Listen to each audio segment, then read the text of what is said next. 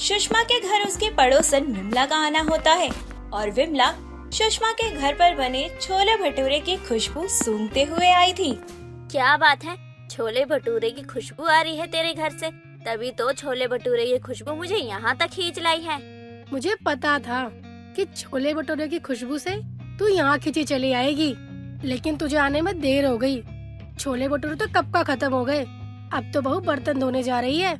सुषमा, मैं तुझे 2 दिन पहले ही कह कर गई थी कि अगर छोले भटूरे बनाना हो तो याद से मुझे भी बुला लेना, लेकिन नहीं।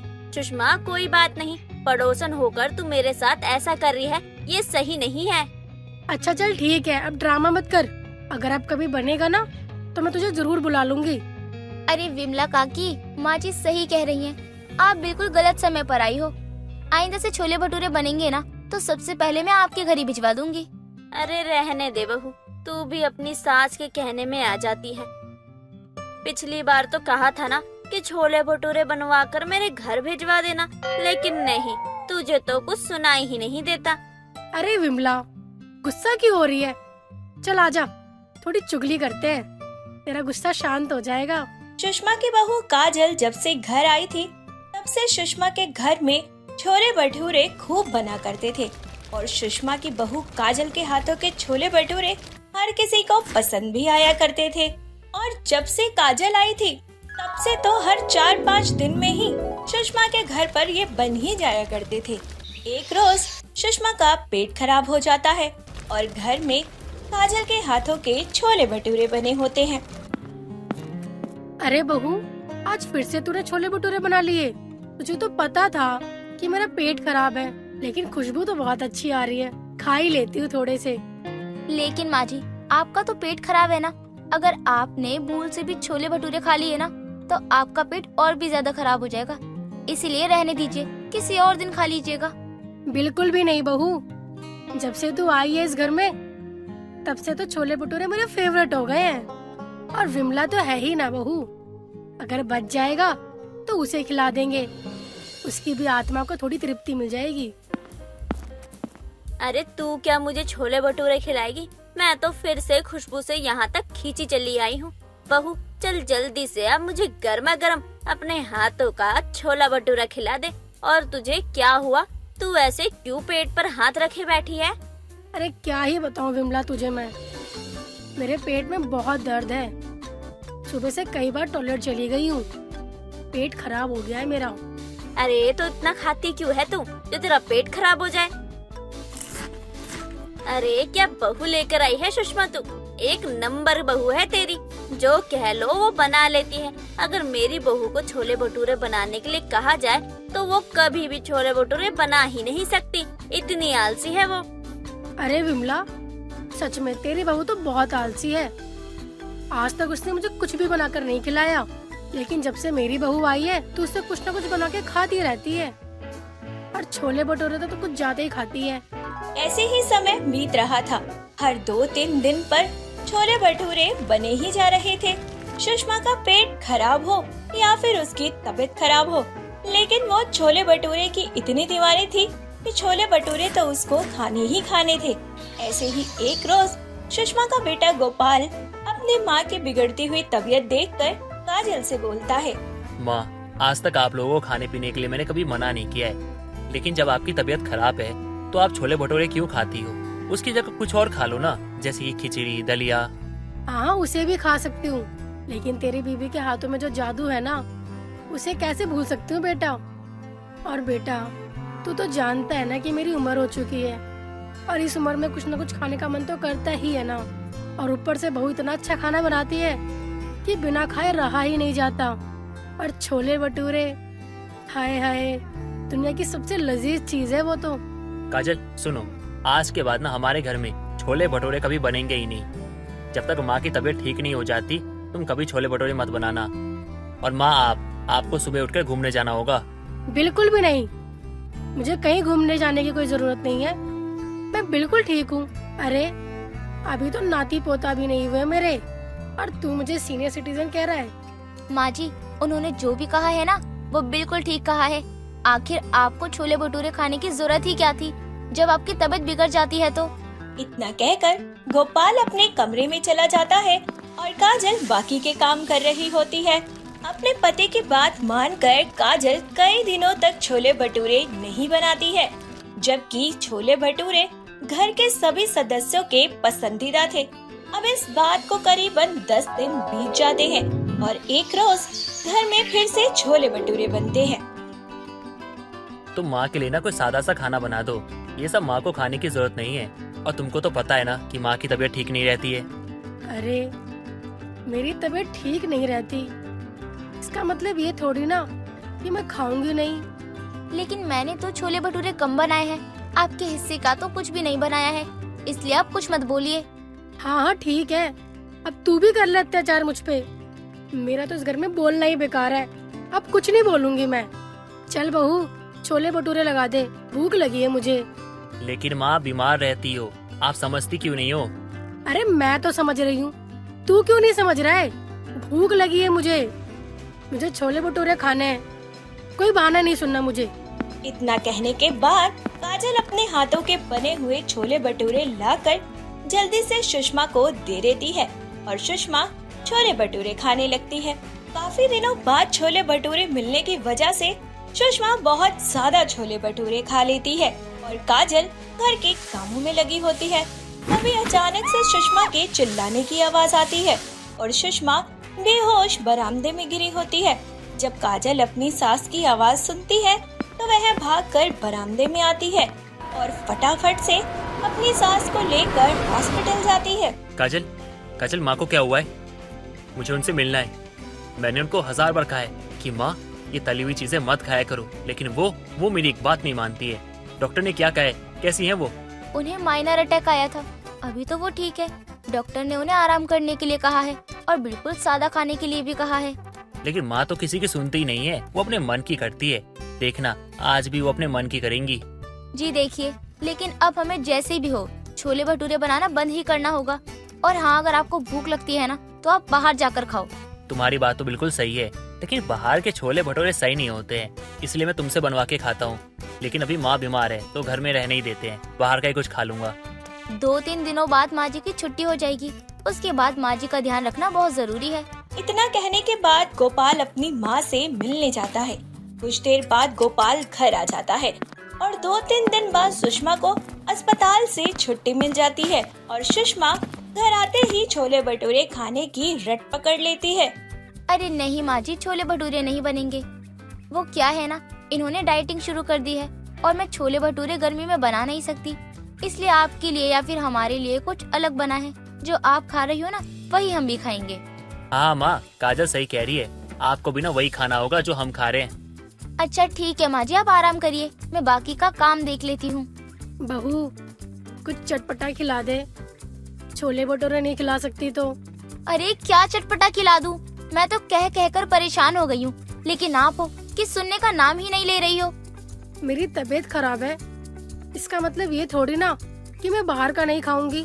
गोपाल और काजल जानबूझकर घर में छोले भटूरे नहीं बनवा रहे थे, वरना तो घर में सप्ताह में 2 से 4 बार छोले भटूरे बन ही जाया करते थे।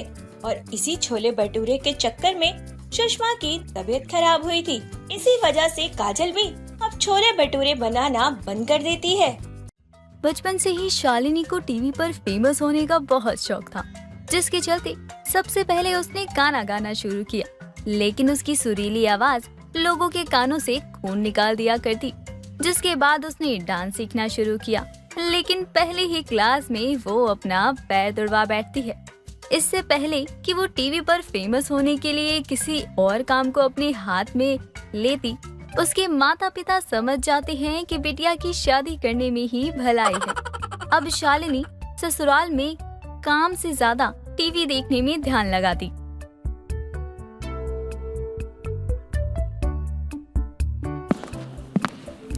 बहू जे कौन से तरीके से मटर छील रही है?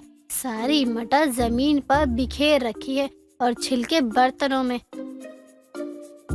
ओहो माँ जी, वो मेरा ध्यान टीवी पर था, इसलिए पता नहीं चला कि छिलके कहाँ जा रहे हैं और मटर कहाँ। हाँ हाँ, टीवी पर ही तो हमेशा ध्यान रहता है तेरा, जैसे टीवी न तेरा बलम है। कैसी बात करती हैं माँ जी, इस टीवी के जितना मनोरंजन वो कहाँ ही कर पाते हैं। क्या बोली बहू? वो माँ जी, मैंने कहा टीवी बंद कर दो, मैं खाना बनाने जा रही हूँ। शालिनी ये कहते हुए बर्तन उठाकर रसोई में चली जाती है और कुसुम उसे देखती रह जाती है। कुसुम बहुत पूजा पाठ में ध्यान लगाती थी। कोई ऐसा दिन नहीं जाता था जब वो पूजा पाठ न करे। सुबह कुसुम पूजा करते हुए आरती गा रही होती है, तभी आधी कच्ची नींद में कान खुजाती हुई शालिनी वहाँ आती है। माँ जी, ओ माँ जी, क्यों आरती गा के कष्ट करती हो? मैं टीवी में भक्ति चैनल चला देती हूँ। हे माता रानी, क्षमा करना मुझे।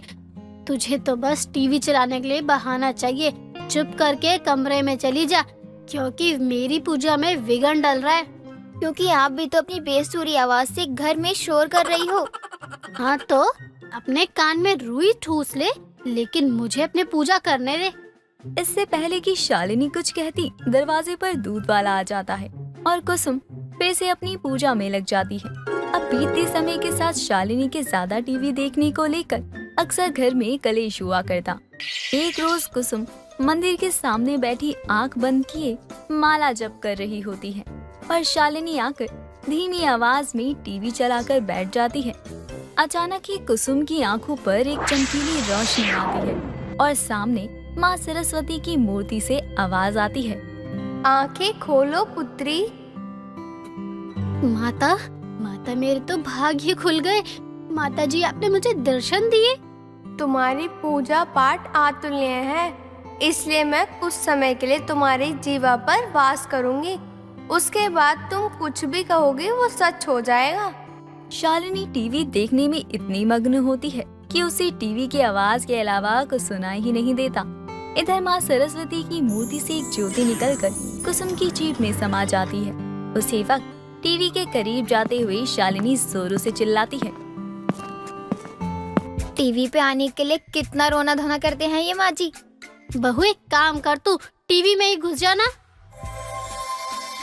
कुसुम भूल जाती है कि उसकी जुबान पर माँ सरस्वती विराजमान होती है और इस कारण उसके ऐसा बोलते ही उसकी बहू टीवी में घुस जाती है, जिसके बाद कुसुम के मुंह से एक रोशनी निकलकर गायब होती है और कुसुम भागकर टीवी के पास जाती है। बहू, बहू, ये क्या हुआ? अरे तू टीवी में कैसे घुस गई? मुझे क्या पता माँ जी, कहीं आपकी काली जुबान का तो असर नहीं। हे भगवान, ये मैंने क्या कह दिया? इसकी जगह में कुछ और अच्छा कह देती। माँ जी, मुझे बाहर निकालो। आपकी काली जुबान के कारण मैं यहाँ फंस गई हूँ। उसी समय अंकित घर आ जाता है और कुसुम को टीवी से बोलता हुआ देखकर हंसने लगता है। माँ, टीवी देखते देखते पगला गई हो क्या? अरे टीवी को देखकर क्या बड़बड़ाई जा रही हो? और शालिनी कहाँ है? अजी, मैं यहाँ हूँ आपके सामने। माँ, मुझे शालिनी की आवाज आ रही है, लेकिन वो कहीं दिख नहीं रही। कमरे में है क्या? अरे उनसे क्या पूछ रहे हो? उनका तो किया धरा है ये सब। इधर उधर नहीं, सामने देखो, यहाँ टीवी में। तभी अंकित टीवी में शालिनी को देखता है और अपनी आंखें मसलकर कहता है, तुम टीवी में घुसी कैसे? घुसी मतलब टीवी में गई कैसे? ये सब क्या हो रहा है माँ? देख बेटा, ये एक दुर्घटना है और मुझे नहीं पता कि अब बहू टीवी से बाहर कैसे आएगी। माँ जी, एक बार अपने मुंह से मैं टीवी से बाहर आ जाऊं ऐसा बोलो। क्या पता जैसे गई हूँ वैसे वापस भी आ जाऊं। शालिनी के कहने पर कुसुम वैसा ही करती है और एक नहीं बार बार अपनी बहू के टीवी से बाहर आने की बात कहती है, लेकिन कुछ नहीं होता।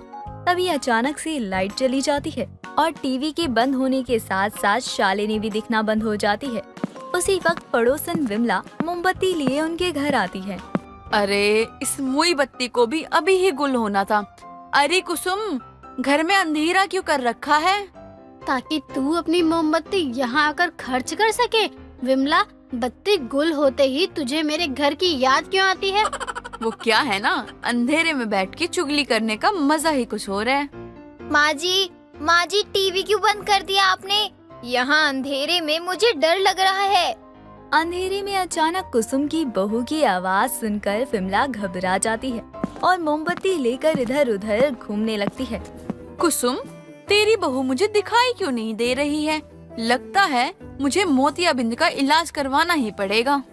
तभी अचानक लाइट आ जाती है और विमला मोमबत्ती बुझाकर रख देती है तो चलते टीवी में शालिनी को देखकर जमीन पर गिर पड़ती है। कुसुम, तेरी बहू तो टीवी पर आने लगी, तूने बताया भी नहीं। भला ऐसे कौन चौंकाता है? विमला आंटी, आप ना इस समय के लिए ना शांत बैठ जाइए, क्योंकि शालिनी ना टीवी पर नहीं आ रही है, बल्कि टीवी में घुस गई है। अब सभी परेशान होते हैं कि आखिर शालिनी को टीवी से बाहर कैसे निकाले, क्योंकि टीवी पर चल रहे प्रोग्राम के बीच बीच में शालिनी जोर जोर से रोना शुरू कर देती है। तभी कुसुम मंदिर में जाती है। हे माता रानी, बहू को इस टीवी से बाहर निकाल दो, वरना उसका रोना सुन सुन कर टीवी फट जाएगा और खामखाई नुकसान हो जाएगा। माता रानी, मेरी बहू को टीवी से निकालो।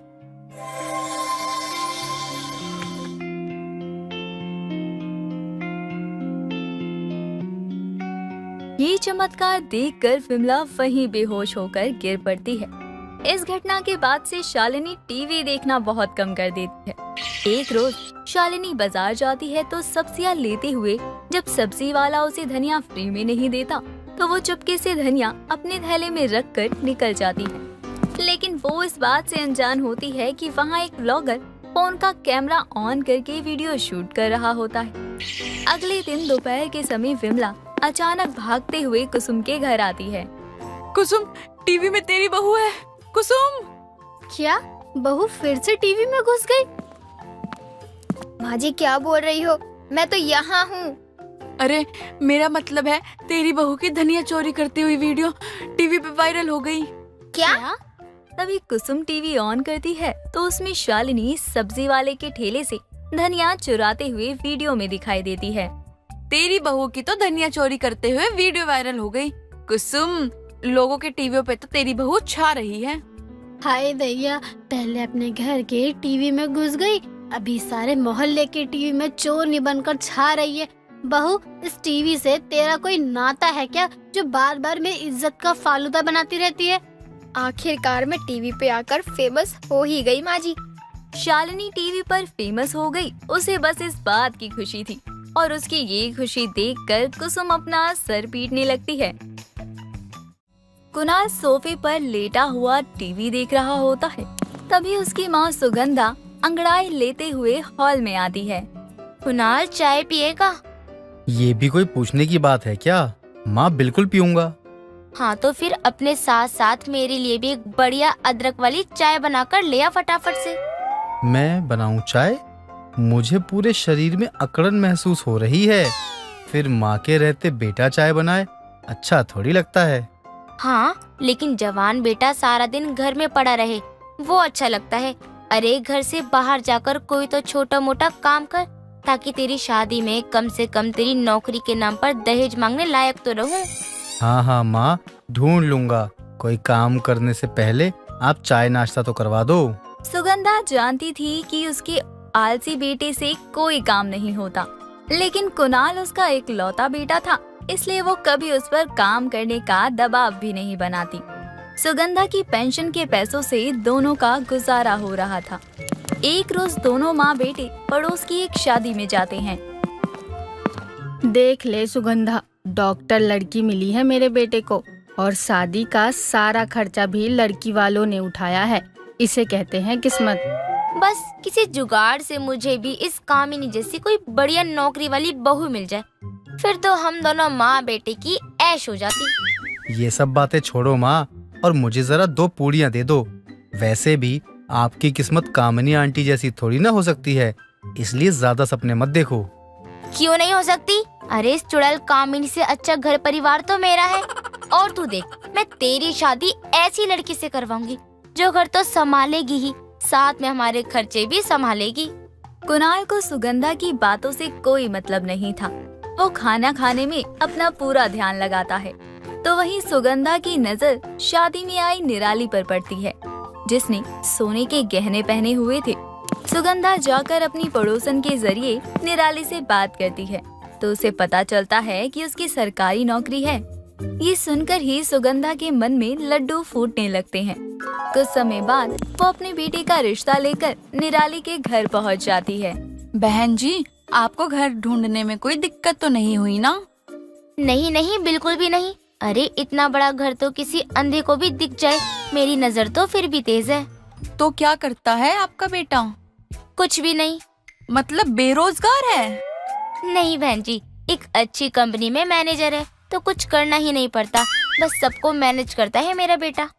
अच्छा, वैसे मेरी बेटी सरकारी बैंक में नौकरी करती है, साथ में ही बहुत संस्कारी और गुणी भी है। हाँ, तभी तो मैंने उसे शादी में देखते ही पसंद कर लिया था। देखिए बहन जी, आज के जमाने में पैसा क्या है, अब अच्छी बहू मिल जाए तो यही चाहती हूँ मैं तो। आंटी, जरा वो जूस का गिलास पकड़ा दीजिए, गला सूख रहा है मेरा। खुद उठकर लेने में आलस आ रहा है क्या? पास ही तो पड़ा है, दूसरे के घर में आलसपन कर रहा है। नहीं नहीं आंटी जी, मैं खुद ही ले लेता हूँ। इस तरह सारी बातचीत हो जाने पर रिश्ता पक्का हो जाता है और निराली की शादी कुणाल से हो जाती है। अब दोनों माँ बेटे घर में आराम से पड़े रहा करते और निराली घर का सारा काम भी करती और जॉब पर भी जाती। रोज की तरह कुणाल आज भी 10 बजे तक सो रहा होता है, तो निराली उसे जगाने के लिए पंखा बंद कर देती है। ये कमबख्त लाइट क्यों चली गई है? लाइट नहीं गई, मैंने पंखा बंद किया है। कब तक सोते रहोगे? 2 हफ्ते गुजर गए हैं। कितनी लंबी छुट्टी ली है आपने अपने ऑफिस से? वो निराली, बात ऐसी है कि शादी के चलते मैंने छुट्टी ली तो उन्होंने मुझे काम से ही निकाल दिया। काम से निकाल दिया? भला ऐसा कौन करता है? और ये बात आपने मुझे बताई क्यों नहीं? क्या कहता तुम्हें कि मैं बेरोजगार हूँ? मैं खुद परेशान था, इसलिए तुम्हें कुछ नहीं बताया। अरे इसमें परेशान होने वाली कौन सी बात है? एक जॉब गई है तो दूसरी भी मिल जाएगी। आप इंटरव्यू देना शुरू करो। ठीक है, कल ही जाता हूँ मैं काम पर, अभी पंखा चालू कर दो। कुणाल दोबारा बिस्तर पकड़ लेता है। निराली को भी बैंक जाने के लिए देरी हो रही होती है, तो उस समय वो वहाँ से चली जाती है। समय बीतता है, लेकिन अब भी निराली कुणाल को कभी घर से बाहर जाती नहीं देखती। एक रोज निराली की सैलरी वाले दिन सुगंधा उससे कहती है, बहू, मैं क्या कह रही थी कि तेरी सैलरी आ गई। हाँ माँ जी, बताइए, कुछ पैसे चाहिए थे क्या आपको? हाँ, तो 5,000 मुझे दे दियो और घर का पानी, बिजली, केबल, अखबार, दूध सब के लिए बिल का याद रखना। और हाँ, बाकी पैसे तू कुणाल के बैंक में भेज दियो जो बचे। उनके बैंक में? पर क्यों माँ जी? अरे बहू, अभी वो कमा नहीं रहा तो तुझसे पैसे कैसे मांगेगा? लेकिन खर्चे तो उसके भी है ना, इसीलिए उसके बैंक में डलवा दे, अपना काम करता रहेगा वो। अजीब बात है, अगर उन्हें पैसे चाहिए तो मुझसे मांगने में क्या दिक्कत है? 3 महीने का समय गुजर जाता है, लेकिन कुणाल अब भी घर में ऐशो आराम की जिंदगी जी रहा था। सुबह के समय निराली दुकान जाने के लिए निकलती है। रास्ते में पड़ोसन कामिनी उससे मिल जाती है। और बहू कैसी है? पति और सास के साथ बढ़िया तो कट रही है ना? हाँ आंटी, सब ठीक है। ये बता कि आखिर तूने कुणाल का कौन सा गुण देखकर उससे शादी कर ली? मतलब सारा दिन तो वो घर में ही पड़ा रहता है, तुझे अजीब नहीं लगता? अजीब क्यों लगेगा? अब नौकरी छूट गई है तो जल्दी मिल भी जाएगी। ये इंटरव्यू के लिए जाते रहते हैं। अरे रे बहू, कितनी भोली है तू। नौकरी तो उसकी तब छूटेगी ना जब वो कहीं काम करेगा। कुणाल तो शुरू से नल्ला है। ये आप क्या कह रही हैं आंटी? सच कह रही हूँ, तभी तो पूरा मोहल्ला हैरान था कि उस जैसे निकम्मे की किस्मत में तेरे जैसी सर्विस वाली बहू कैसे आ गई। अब कामिनी की बातें निराली को सच से रूबरू करवाती हैं, जिसके बाद वो अपना सामान बांधकर मायके जाने लगती है। अरे बहू, कहाँ चली सामान उठाए? मायके जा रही हूँ सासू माँ, हमेशा के लिए, और तभी लौट कर आऊंगी जब आपका बेटा भी अपनी बहू की तरह कमाने लगेगा। ये क्या कह रही हो तुम? और वैसे भी तुम्हारी सरकारी नौकरी है तो मुझे कमाने की क्या जरूरत है? हाँ, तभी तो आपने झूठ बोलकर मुझसे शादी की, क्योंकि आप तो ठहरे आलसी बेरोजगार। मैं नहीं रुकने वाली अब यहाँ। निराली अपनी मायके चली जाती है। 1 महीने तो दोनों माँ बेटे को कोई फर्क नहीं पड़ता, लेकिन सुगंधा घर के कामों और उनके खर्चों की दिक्कत होने लगती है, तो दोनों माँ बेटे कुछ कमाई करने के लिए कचौड़ी का ठेला लगाने लगते हैं। वहाँ पर भी उसका बेटा आवाज लगाते लगाते सो जाता है। उठो आलसी, ऐसे सोएगा तो ग्राहक कैसे आएंगे? आवाज लगा, लोग खाने आएंगे, तभी कमाई होगी तेरी। कचौड़ी, गर्मा गर्म कचौड़ी खा लो। दिन बीतने के साथ उनके ठेले पर कुछ लोग आना शुरू करते हैं और फिर दोनों माँ बेटे मिलकर दिन के 1500 रुपए कमाने लगते हैं। अपनी इस कमाई के बलबूते पर कुणाल अपनी माँ के साथ निराली को वापस घर बुलाने जाता है। अब तो तुम्हारे पति के साथ तुम्हारी सास भी कमाने लगी है निराली, अब तो घर वापस चलो।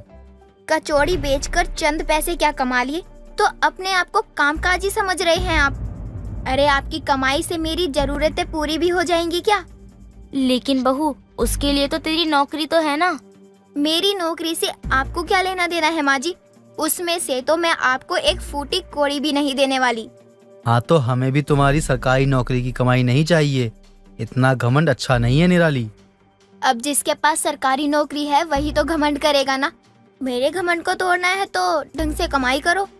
तुम अपने आप को समझती क्या हो? आखिर तुम्हें नहीं आना तो मत आओ, लेकिन तुम्हारे इस घमंड को तो मैं तोड़ कर रहूंगा। निराली के कहे शब्द कुणाल के दिल में चुभते रहते हैं, जिसके चलते वो अपनी ठेली पर मेहनत करके काम करता है और ग्राहकों को आवाज लगा लगा कर बुलाता है। उसकी कचौड़ियों की ज्यादा बिक्री हो इसलिए हफ्ते में 2 प्लेट कचौड़ी पर 1 प्लेट कचौड़ी फ्री की स्कीम भी रखता है। कुछ ही महीनों में उसकी मेहनत सफल होती है और कचौड़ी के ठेले से वो कचौड़ी की दुकान खोल लेता है, जिसके बाद निराली के पास जाता है। देख ले बहू, अब मेरी बेटी की खुद की दुकान है, तेरी तरह वो किसी की नौकरी नहीं करता। बिल्कुल सासू माँ, इनकी दुकान के चर्चे तो दूर दूर तक हो रहे हैं। अब जरा आप सोचिए, अगर मैं पहले ही आप लोगों के बुलाने पर चली आती तो क्या आपका बेटा मेहनत करता? तुम सही कह रही हो निराली, तुम मुझे इतना कुछ नहीं कहती तो शायद मैं जिंदगी भर आलसी ही रहता। तुम्हारे कारण ही मुझे अकल आई है। अब निराली अपने ससुराल वापस आ जाती है, जहां वो नौकरी करती तो वहीं कुणाल अपनी दुकान संभालता। दोस्तों, अगर आपको ये कहानी पसंद आई तो इसे लाइक करें, शेयर करें और कमेंट करके बताएं कि कहानी में आपको सबसे अच्छा क्या लगा।